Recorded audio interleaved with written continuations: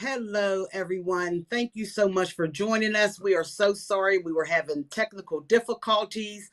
Thank you for joining here with us at our Educational Community Civic Series. Tonight we have the wonderful Miss Summer Lee. Rep. Summer Lee will be joining us this evening. And again, we are so sorry we was having technical difficulties, but please like, share, and go to the YouTube channel and subscribe. So, Miss Lee, again, I know you're so busy. You're in the middle of your campaign. So I am so sorry. And if you don't have any questions, because I know you're not new, we can really get started. Okay, great. So Summer, for the people that may not know you because how the map have changed and everything, tell us a little bit about who you are. Oh, yeah. Thank you for asking. And thanks for having me here on the series. Of course, I've been here before as a state legislator, but this is going to be my first time being here before folks who can vote all over. So I'm Summer Lee, and I am in my second term now as a state rep. But more than that, really, I grew up in the Mon Valley. So I went to Woodland Hills Public School, right? I've lived here my whole life, except for when I went away, to Penn State into Howard Law.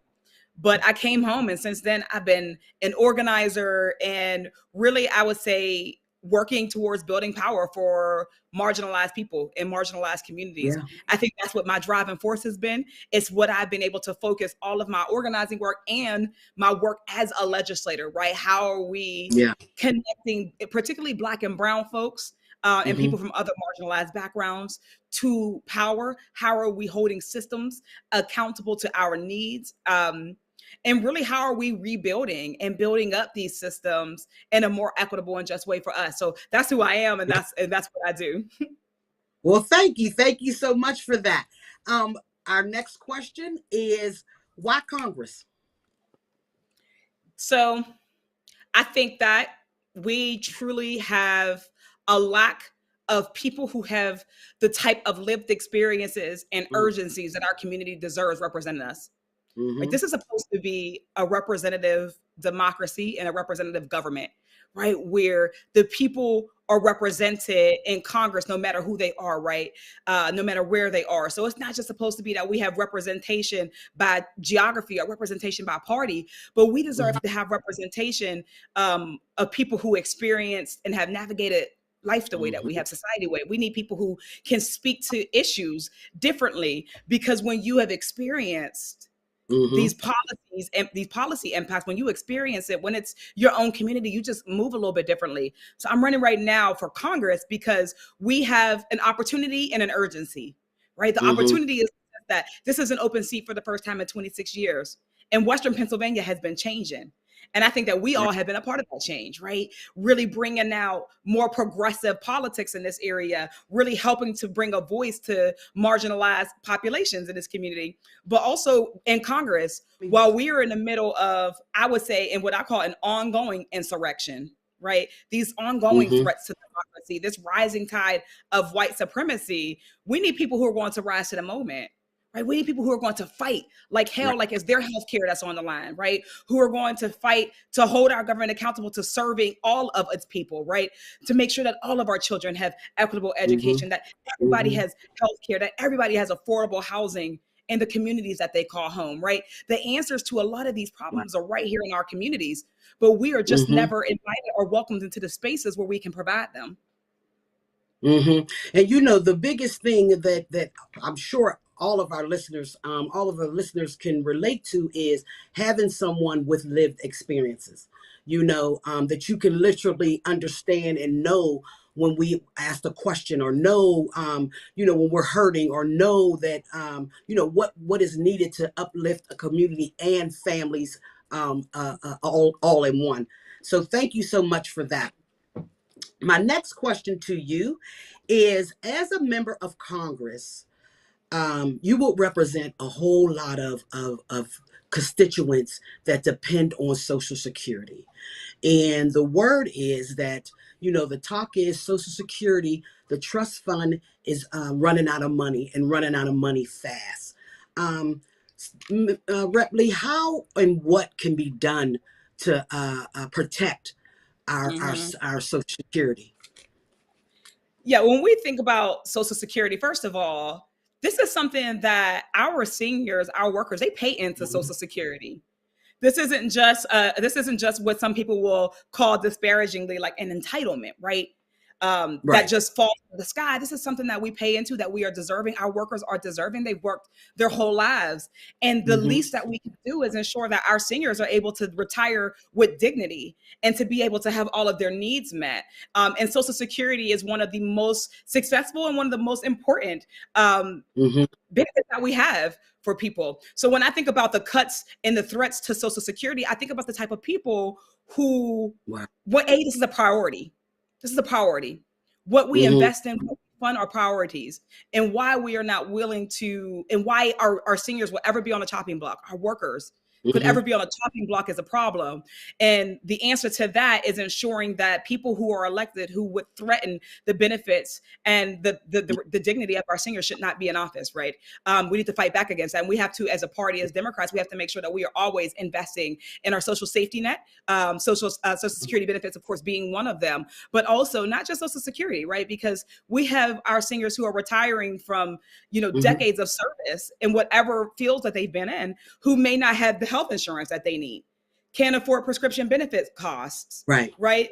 As gentrification is happening, their property taxes are increasing and they're being pushed out of their Hmm. neighborhoods, or they're not able to age at home because we are Hmm. not investing in home healthcare workers, right? I see the social safety net as Yeah. all of those, as all encompassing for our seniors, and Social Security benefits and protecting them with everything we have is just one aspect of that.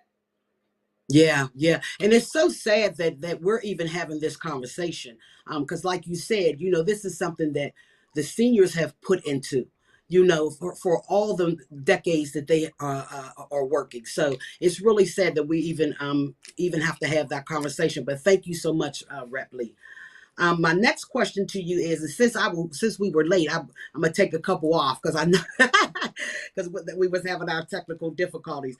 My next question to you is, again, being as though the map have changed, what do you have in planned for connecting with the communities, of having someone, their ears to the ground, their eyes out here in the community, and relaying back to you what the communities are saying Oh, that is of that what they is the need? answer.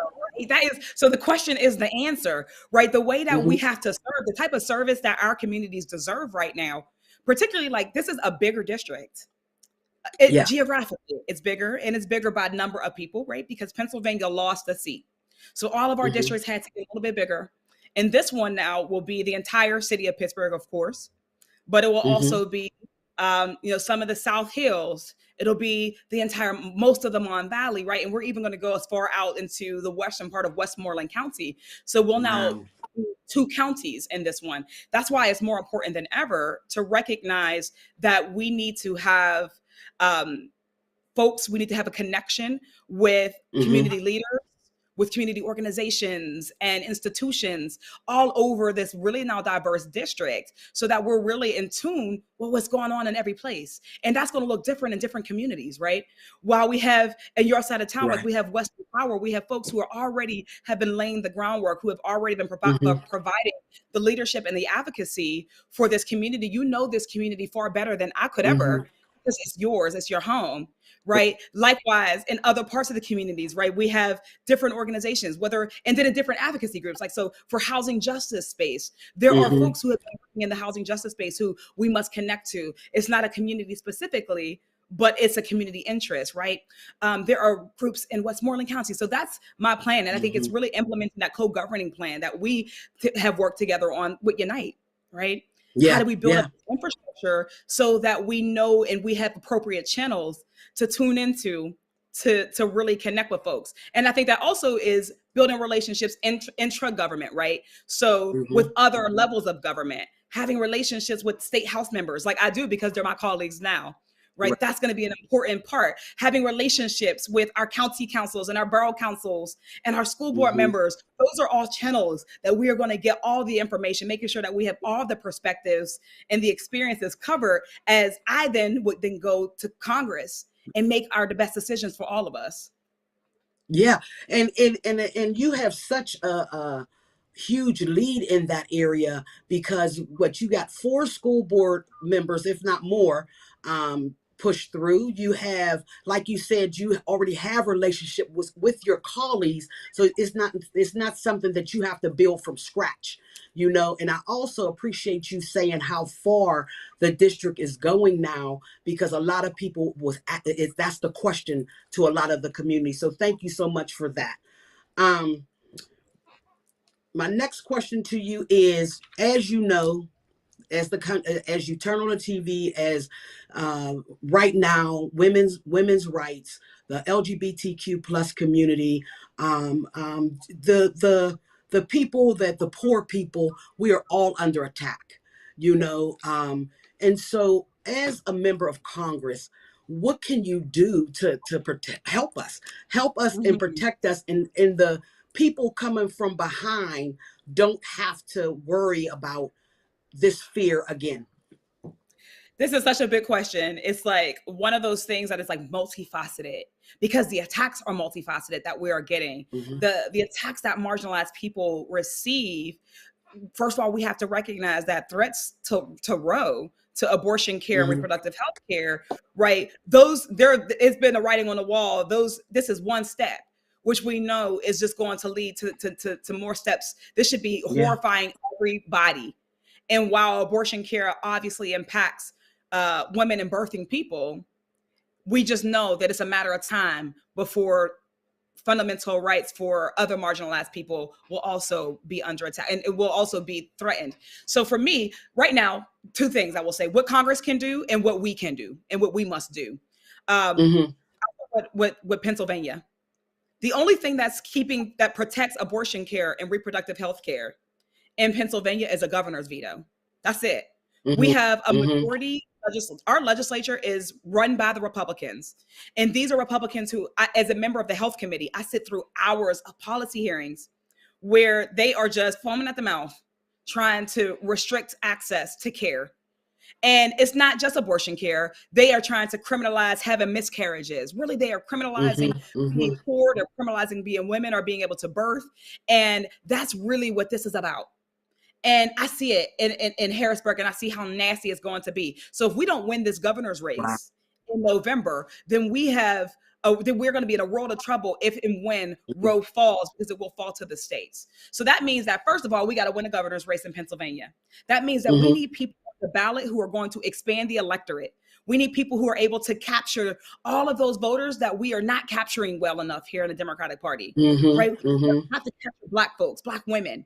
We're going to have to capture young voters, progressive voters, women. That means that we should also be elevating us on ballots. Right now, I'm the only woman on the ballot, the only Black woman to have ever existed from Western Pennsylvania. And yet you see the elephant in the room. Everyone sees the attacks that I am sustaining right now.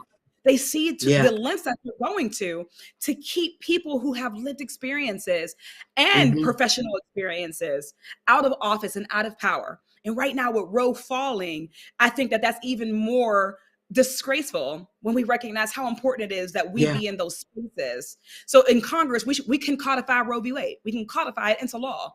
And the way that we can do that is we must abolish the filibuster. We got to fight like we understand whose rights are under attack.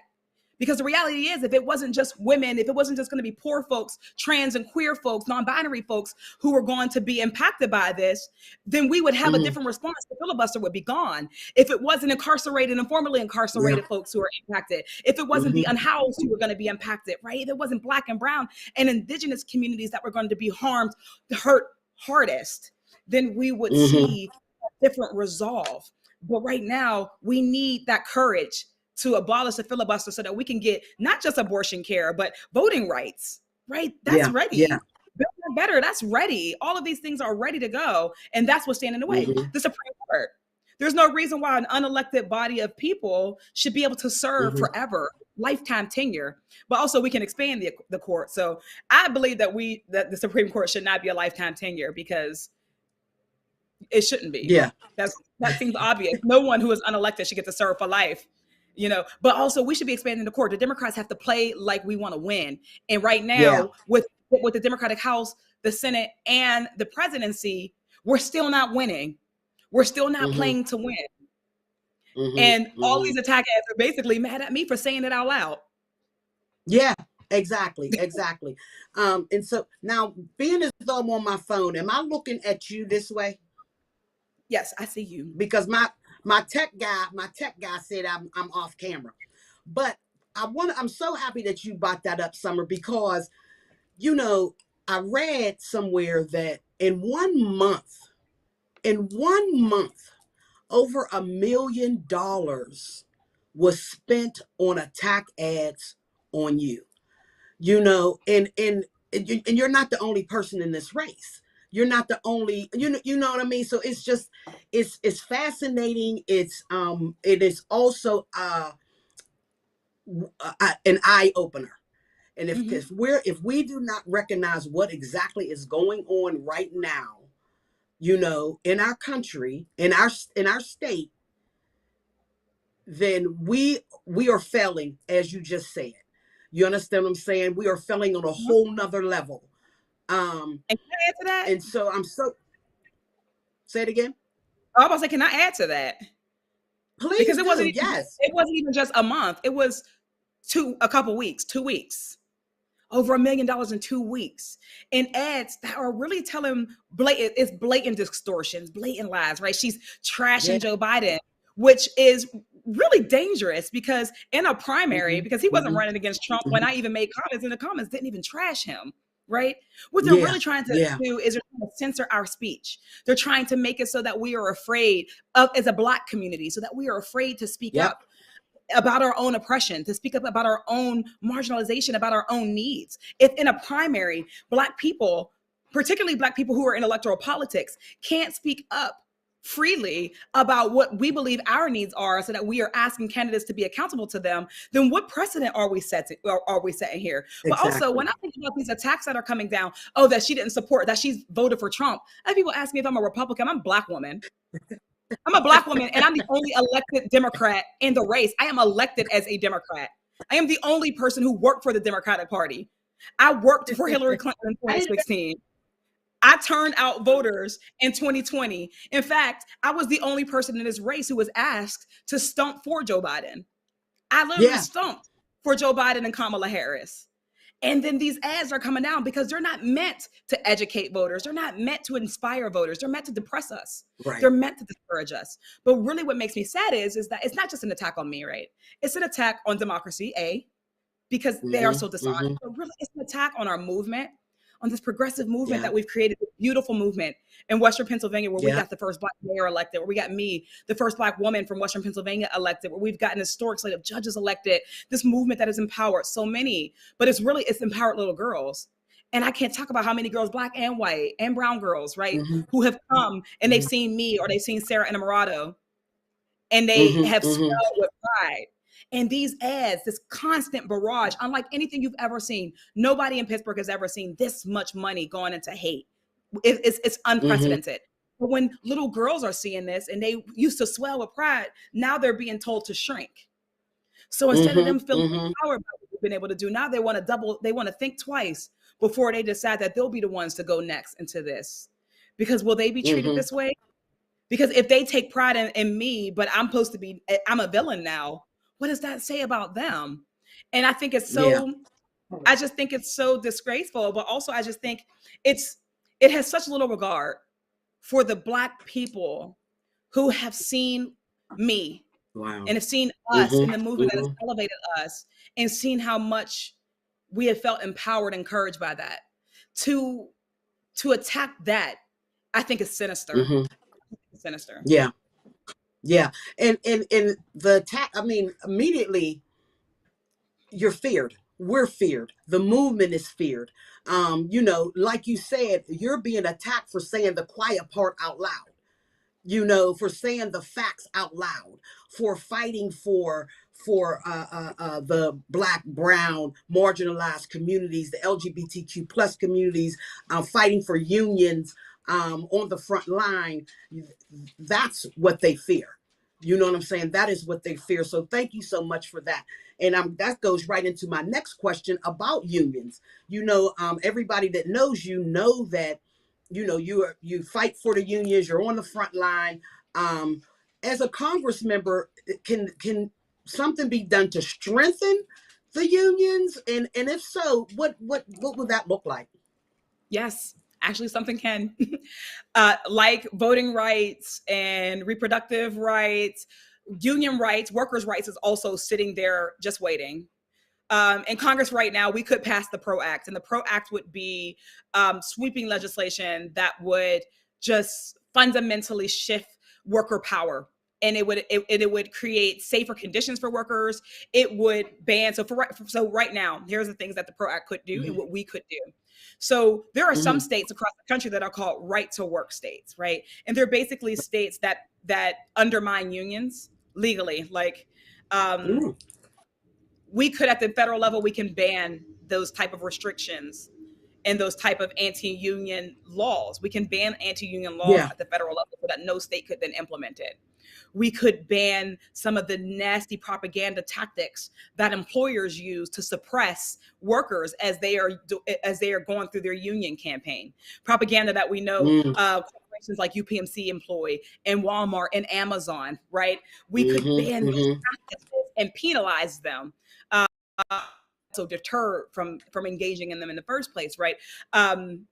Those are things we can do. We can strengthen, and we can make sure that we are classifying workers correctly. One way that employers get around paying workers and their unions is by classifying them as independent contractors, right? So then they don't have to treat them the same as they're treating their unionized full-time workers. So we can the PRO Act would deal with misclassification. So it's such an important piece of legislation for our worker movement in the United States. And it would give us such a boost because union rates are at some of the lowest in since our labor movement has begun.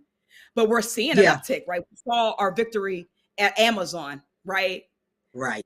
In New York. And we saw, our brother Chris Smalls, right, really lead in this and really galvanize, and he spread the movement nationwide. We see right now today, another Starbucks shop voted to unionize. So now we have two. The first two are now both in Western Pennsylvania here in this area. So congratulations to them. But they were being suppressed. They were being intimidated. Yeah. And they still had the courage. We see the coffee tree workers, right? We've recently in Pittsburgh seen, our library workers, our staff at Pitt. Yeah. So we're seeing this movement explode. But at the same time, we're seeing employers putting in all they can. They're pouring the same type of smear campaigns that they're seeing that you're getting with me. Yeah. They put those into suppressing workers' movements. And that's why this stuff goes hand in hand. When we really want to talk about how we're going to get progressive change, we got to talk about worker power. We're going to have to talk about the way that we're not going to get a living wage and union rights until our labor movement is reflective of our workforce. We're not going to talk about healthcare for all, Green New Deal. All of that is going to come when our workers' movement is most powerful. They will go hand in hand. Yeah. Thank you so much. And it's going to go into my next question is so when you touched on it a little bit of how you can't get one without the other, like it's hand in hand. And racism is right there along, the ugly racism is right there along with it as well. Two questions for you. Yesterday, when you was talking to my dear friend Muff, Pittsburgh Brown Mamas, and you had stated, and I want the community to understand what you were saying when you were saying that the small businesses, how can Congress protect them and so they don't go out of business so quick or not getting any funding? Can you explain that to us? Yeah, it's I can do my best. And there are people who can really actually explain it much better than me. But for instance, I use the example of COVID-19 and the pandemic because we know that the pandemic really, really crushed small businesses. But more than that, because we know that even when something happens to white America, we know that Black America and Brown America, suffer tenfold. So even while small businesses were being crushed throughout the pandemic, we're talking about our restaurants, our moms and pop shops, right, that were forced to close and weren't able to adapt. Black businesses suffer even more. So when government funding was coming in, PPP loans and grant fundings were coming in, we know that Black applicants were more likely to be denied or not get the full amount that they were asking for, where a larger proportion of white folks got the entire amount that they had asked for. So those sorts of disparities come down to a couple things. Like, we can talk about Congress, but the reality is that some of this is that equity piece that we're talking about, where we need Black and brown folks in every department, in every agency, and in all of these processes, because that implicit and that inherent bias when giving out loans, when Black folks go to apply to loans, whether their interest rate is going to be as high or lower, as low as white folks. Those are impediments that we have, right? Making sure that Black folks have access to grant funding when they go to start their business on the front end, or when they need to build up their business, right? If they're looking to take their business to the next level, making sure that Black folks have access, Black businesses, small businesses have access to capital. I also talked about like the contracting process. When we talk about a Green New Deal and we talk about this influx in infrastructure dollars that we are going to that we're going to get, we're getting them anyways from the infrastructure package. But when we get our Green New Deal, we're going to get even more. But who's making sure that as those federal dollars are being directed to localities, that those projects have stipulations that they must have minoritized owned businesses working there, able to access those contracts? Things of that nature are places where we can put our hands on that. But at the federal level in Congress, right, we can be funding these things, making sure that funding is going in to ensure that programs that support directly Black businesses, small businesses, are appropriately funded. Right now, the Biden administration have created a small business program, minoritized business program, but it's not funded at the rate that we need it to be funded at. So those appropriations are things that happen at the federal level also. Thank you so much. And I was getting to my question of racism, but you answered it in this. You already answered my question. Thank you so much for that. Talking about the question was going into the PPP loans, and what did that look like, and the disparities. So thank you so much for that. I have two more questions for you. The first question is, a very good friend of mine wanted me to ask you this. His name is Chris. Who are your political heroes?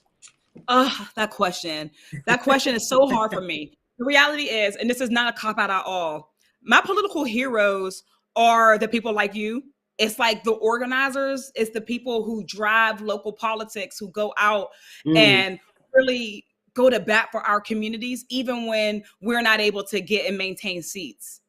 Because that's that infrastructure, that's the groundwork that supports a me to rise up. It supports a Barbara Lee to be able to stand up and be bold, right, in Congress for as long as she's been able to. It's the reason why people like her, or, Auntie Maxine, are able to take votes that aren't popular. It's the reason why Ayanna Pressley, right, and Cori Bush are able to stand up and just be so strong in the face of so much vitriol, in the face of so much kickback and pushback.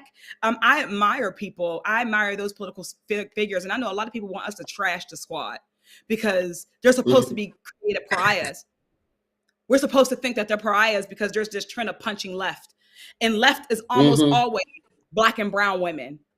Black and brown women who are impacted, whose communities are impacted, who are fighting with the tools that this system gave us, the tools that we were supposed to be ashamed of, right? The tools that were supposed to be scraps, a megaphone, right? Our voice, our organizing, right? Our relationships with communities, those are supposed to be shameful tools that were like leftover scraps. But these women have been able to take those tools and they have been able to take Congress by storm. And I appreciate that.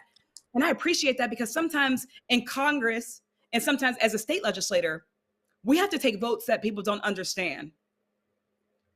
Because you're not supposed to understand them, because the way that they're written is really confusing. And sometimes we have bills that look good on the surface, but when you get to page 28, right? You'll see that line. Oh, that would impact the Black community. That would have a disparate impact on women. That would have a disparate impact on incarcerated folks. And then we're not supposed to speak up for them. We're supposed to say, but look at how good this looks. And then when we take those votes that we know are the right votes to take, you get what I get, which is the $1 million smear campaign. So to be able to withstand that is an incredible thing in politics. So I really value those women. Thank you. Thank you so much. Thank you. Fight for us the way they do. Thank you. Thank you so much for that, Rep. Lee. My next question, if somebody had wanted to get in touch with you, if somebody wanted to donate, if somebody want to volunteer, or they may want to ask some questions that you and I did not go over, because I did have to take a couple off. Please, how can someone get in touch with you? Y'all, I'm on social media. You can find me at summerforpa.com, which is my campaign's website. If you go there, you can find links to donate. Please do donate, because listen, we don't got a couple million. We ain't got a couple million, but we have people power. And that's what fuels us. So every $20, every $50, every $5 really makes a difference right now in this final stretch, as we are fighting back against these really just nasty forces that are looking to take this away from our movement. You can volunteer. That's just as important. Every door that we knock, every phone call we make is an opportunity to help somebody in our community who saw those ads and took the wrong message from it. It's to help them to understand what's really at stake, and to really understand and know me and know us and know our movement and what we're fighting for. Those are very powerful. It's a powerful tool that we have. So you can donate and you can volunteer right at my site. You can follow me on Twitter, Summer for PA. That's my first name, FORPA on Twitter. I'm also on Instagram. And my team is responsive in all of those places, and I am too, for the most part, unless we're getting an onslaught. In these last couple of days, have patience with us. So there you have it, ladies and gentlemen. Rep. Summer Lee running for Congress. Please reach out. On my calendar tomorrow, she's having a volunteer crew coming out to help knock doors or make some phone calls.